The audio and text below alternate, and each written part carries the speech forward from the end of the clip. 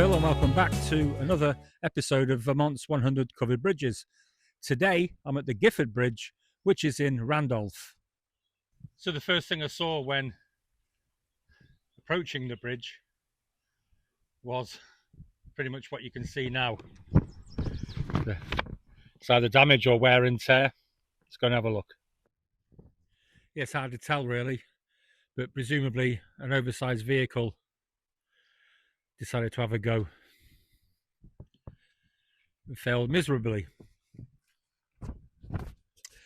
So this is a mile away. This is a mile south. It's a mile downstream from the Brayley Johnson Bridge that was in last week's episode. And again, another very unique bridge in the same way, but not the same way. So this too used to be an uncovered bridge with sides, as you can see here, the multi-king post truss. There's the king.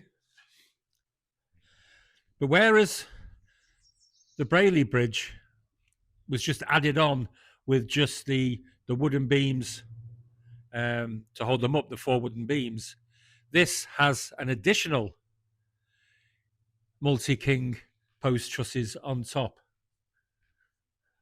So it's a double multiple king post truss bridge. And it's remarkable to see how they did it, how they married the two up. And it's believed the bridge was built in 1883, which was the same time as its neighbour up the road, or up the stream. And it was covered in 1905. So it's 120 years old as a covered bridge.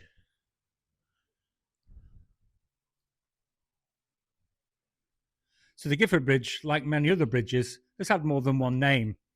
It's also been known as the C.K. Smith Bridge.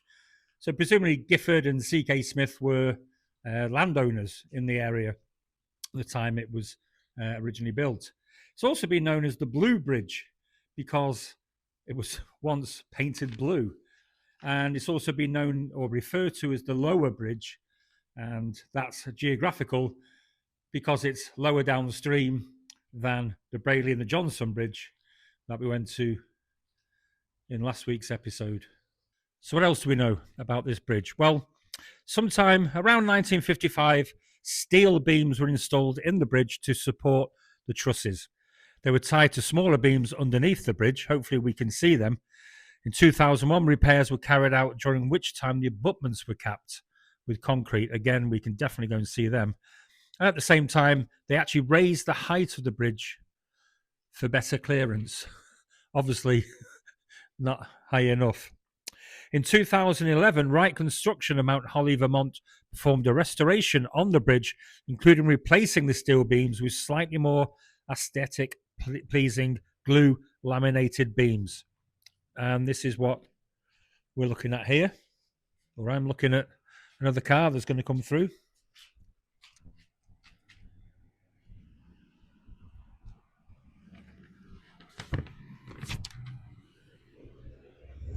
And you may remember our trip to the Kidder Hill Bridge in Grafton. That bridge too had laminated beams placed at the sides, to strengthen the bridge, but ultimately they protect it because any cars coming through that are going to hit the bridge, they're going to hit the laminated beams instead. Prior to this restoration, the state actually thought about bypassing the bridge because a lot of heavy vehicles do need to use the bridge, obviously, to get to the side. But what happened was slightly different. Instead of the state deciding that the bridge should be bypassed, those using the heavy and the large vehicles decided they would simply bypass it, and this is what they did. Here's the bridge, and instead, the heavy vehicles and the larger vehicles simply created a ford.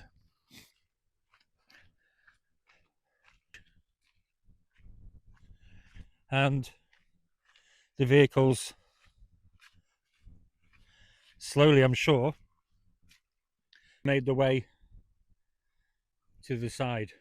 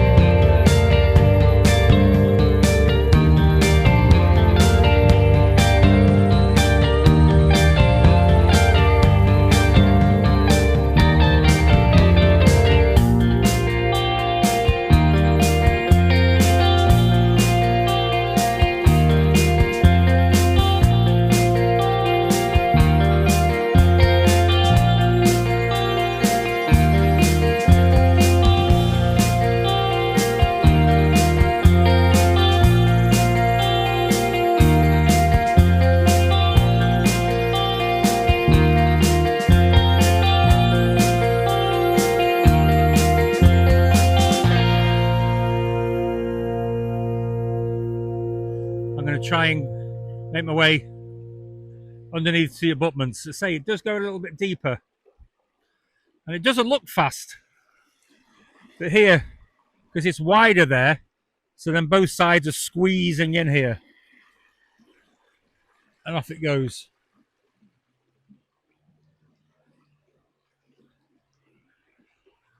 And they built this nice little ledge that I can stand on this side, and concrete cap. You can see the stone abutment, but you get a better view on the other side.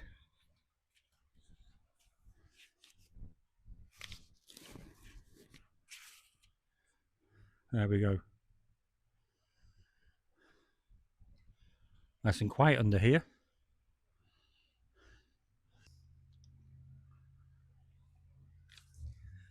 But thank you to whoever designed this little ledge. And now I've got it in one shot. I can just say, well, that murky bit there was, I almost went in. My foot got stuck in a sandbank and I nearly went over. Yeah. So this is the second of 3 bridges on the second branch of the White River. We've already been at the Bradley Bridge a mile away, and the next bridge is just 3 miles further downstream. They're all on, well, they're all off Route 14, and they're all literally, you know, within 100 meters of Route 14. But yeah, the second of the 3rd bridge. Again, this is another bridge that has an unknown builder, which I suppose I can understand, because when it was made, obviously it wasn't covered, it's only half done, and then whoever came along just had the easy job and putting the roof on. But yeah, another unknown builder that we can't acknowledge, or builders that we can't acknowledge, and they should be acknowledged. Maybe someone is reading this and it was their great-great-grandfather built this and they don't even know it.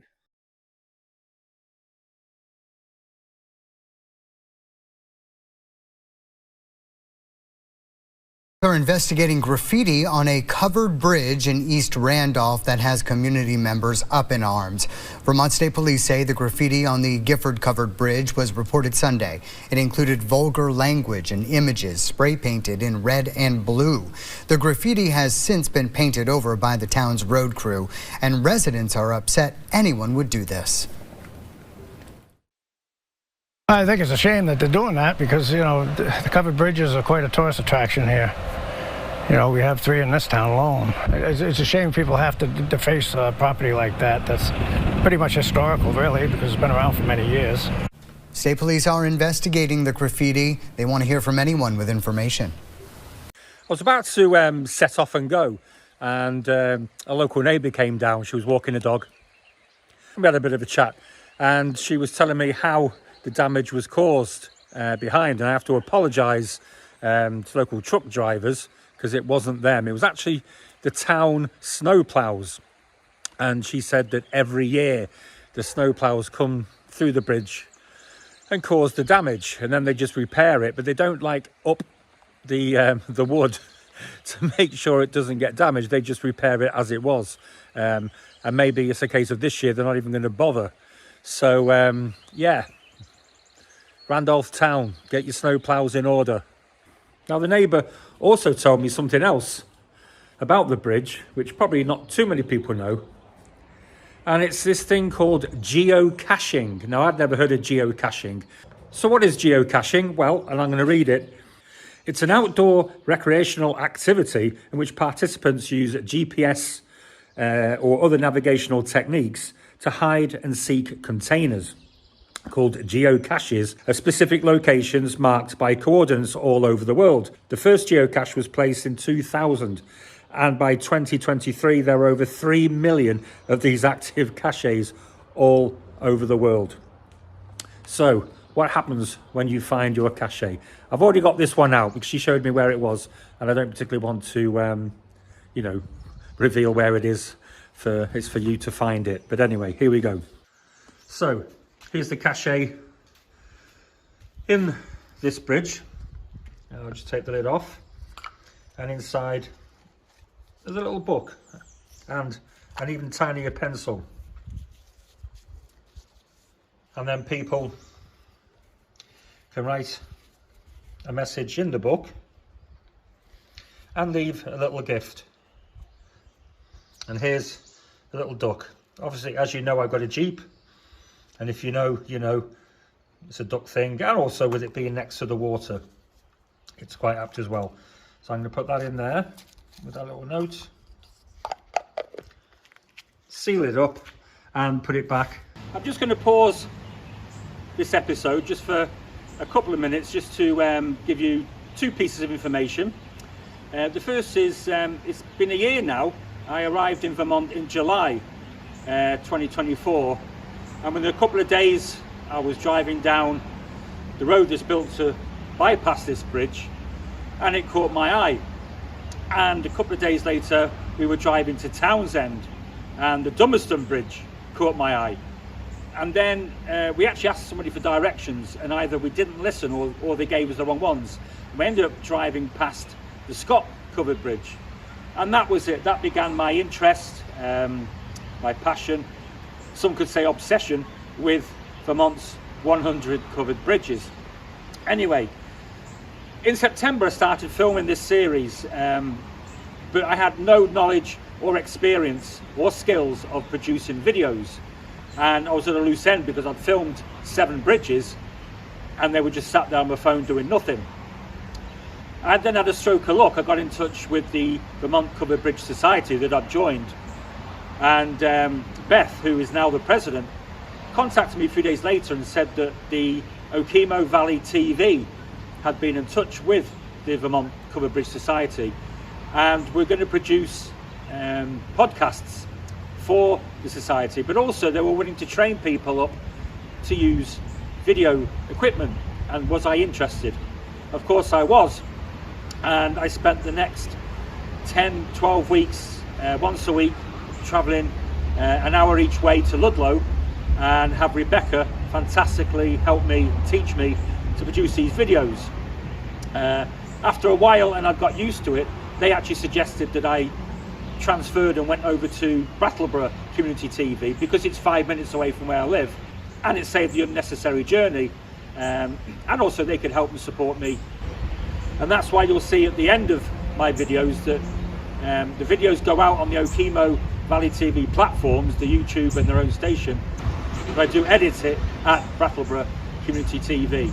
Anyway, the reason for interrupting the episode and bringing this to you is because I was proud to say that on the 18th of June, I was presented with this award by Okemo Valley TV, and it's for Producer Award for Outstanding Achievement.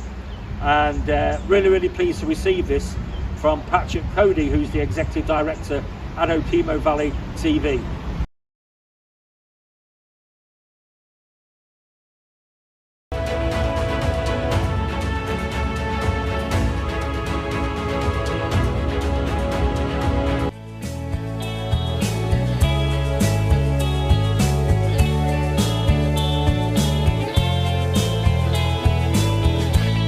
Hello, my name's Phil, and this is my brand new video series called Vermont's 100 Covered Bridges. I'm a newcomer to Vermont, and I fell in love with what's behind me, these covered bridges, and there's 100 of them throughout the state, and I'm going to be spending the next few months visiting them all and bringing them to you. At 280 feet long, this is Vermont's longest covered bridge that is wholly inside Vermont. So here I am underneath the bridge. I've been able to give my waders a nice little try out, and the one on the right has got a slight leak. Anyway, here we are on the Rock River. I'm not quite in the water, I'm very near. It's just very hard to gauge how deep it is, and I'm certainly not going to be the guinea pig that tries it out. Is this the best bridge I've seen so far? Well, the name suggests that it is the best bridge, and we'll leave it at that. So before I walk in, I need to give you an update on my waders. First, they got a leak and I fixed it, and then I got another leak in the same place. So I'm hoping today's going to be third time lucky. There's slight drizzle, which if you're from Manchester, England, or you've been to Manchester, England, it's no big deal. Amongst all those rocks and that ledge, I'm so glad I made it. No bridge has defeated me yet. In 1942, the bridge deck had to be extensively repaired, including replacing structural members and planking. You'll see Phil next week in another video.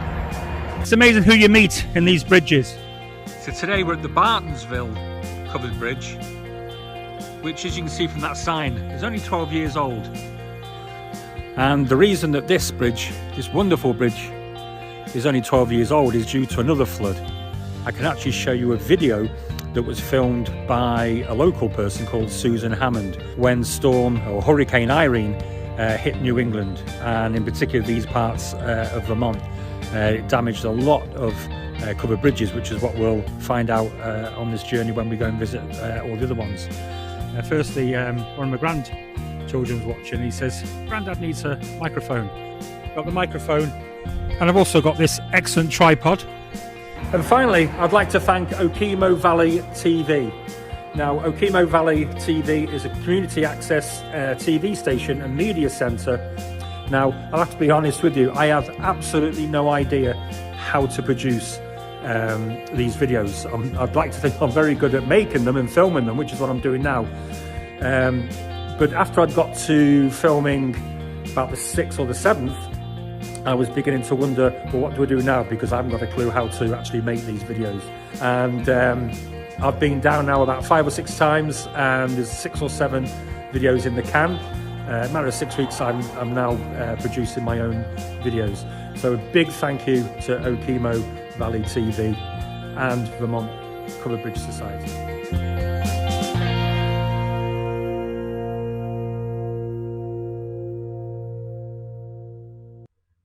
That's the end of another episode. Hope you enjoyed that. Again, another small bridge. Nothing amazing ever happened to it. However, it's still got its own history, and it's the only one that I can think of. It's certainly one that I've read upon that has a 2-tier multiple king post truss. So again, another unique bridge, to come and see. It's just a shame about the front. I wish they could tidy that bit up. But again, thanks again to Vermont Covered Bridge Society, and those calendars, they're selling fast. So if you want one, it's the 2026 calendar, different covered bridge for each month, then it's $18 and $4 for postage. Thanks very much. I'll see you next week in another video.